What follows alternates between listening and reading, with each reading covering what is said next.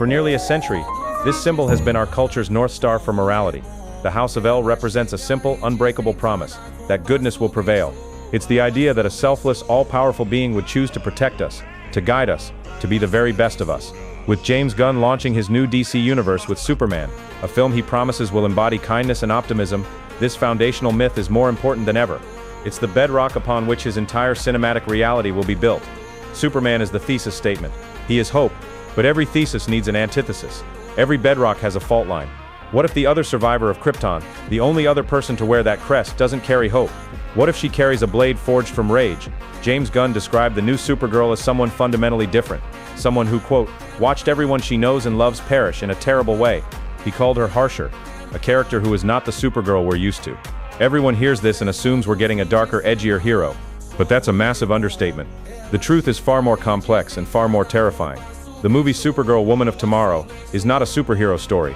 It is a psychological deconstruction of that famous Knights, and it will plant the seeds for a philosophical civil war that will tear the DCU in two. To understand the radical story Gunn is about to tell, you have to dissect the profound psychological chasm that separates Kara Zor-El from her famous cousin. It is a deliberate, calculated narrative choice designed to create conflict. Kal-El's origin is a story of discovery. He was an infant, a blank slate sent away from a world he would never know. His consciousness began on Earth, in the loving arms of the Kenses. His identity wasn't lost. It was forged in the sunshine and wheat fields of Smallville. He is, for all intents and purposes, a human with powers, raised on our best ideals. Kara's origin is a horror story. She was a teenager. She remembers. She remembers the advanced science, the art, the culture of Krypton. She remembers her friends' faces, her parents' voices. She didn't just lose a planet, she lost her entire reality.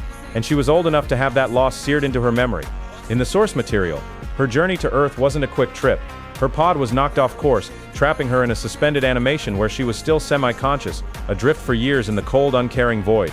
She watched her dead world, a chunk of rock that was once her home, slowly poison and decay around her. This isn't just a backstory, it's the definition of complex post-traumatic stress disorder.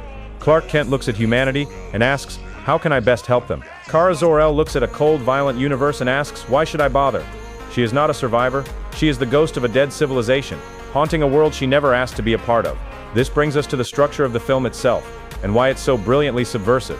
Most superhero films pit the hero against a physical equal, a cosmic threat that tests the limits of their power. Superman fights Zod, Thor fights Hela. The villain is a dark reflection of the hero's potential, but the central antagonist in Supergirl, Woman of Tomorrow is a man named Krem of the Yellow Hills. He's a fourth-rate kingpin, a cowardly thug who murders the father of a young alien girl named Ruthie.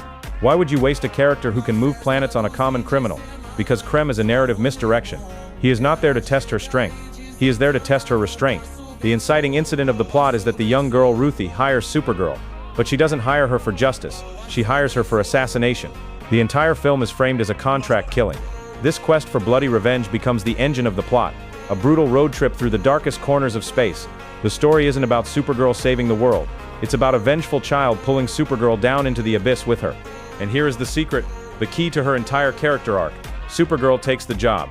She agrees, because she looks at this angry, heartbroken child sword in hand and sees a perfect reflection of her own soul. She recognizes that same fire, that same deep-seated rage that screams that the universe owes her a debt of blood for what it took. Krem isn't the true villain.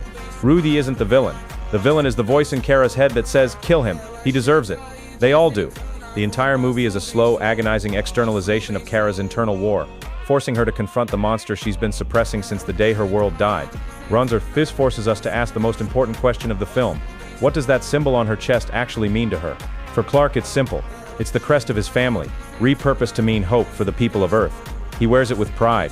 It is his truth.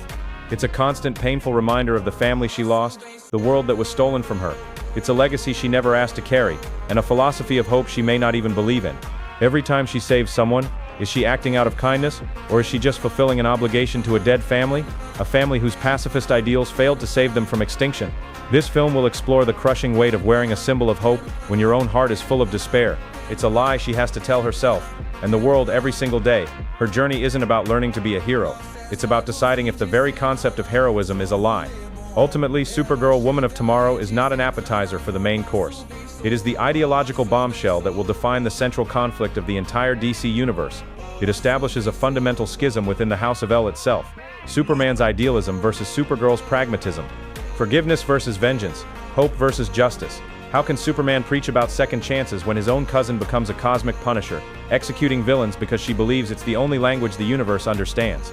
This isn't just a character story, it's a setup for a war of philosophies that will force every hero in the DCU to choose a side. So what is your final verdict? When Kara Zor-El finally stands over her enemy, with a sword in her hand, will she uphold the symbol of hope, or will she redefine it with an act of vengeance? In today's world, which hero do we honestly need more? Let me know your definitive take in the comments below. And if you think that's a dark turn for DC, be sure to subscribe, because our next video breaks down how the new Batman film, The Brave and the Bold, is secretly a gothic horror story about the curse of fatherhood. Thank you for watching.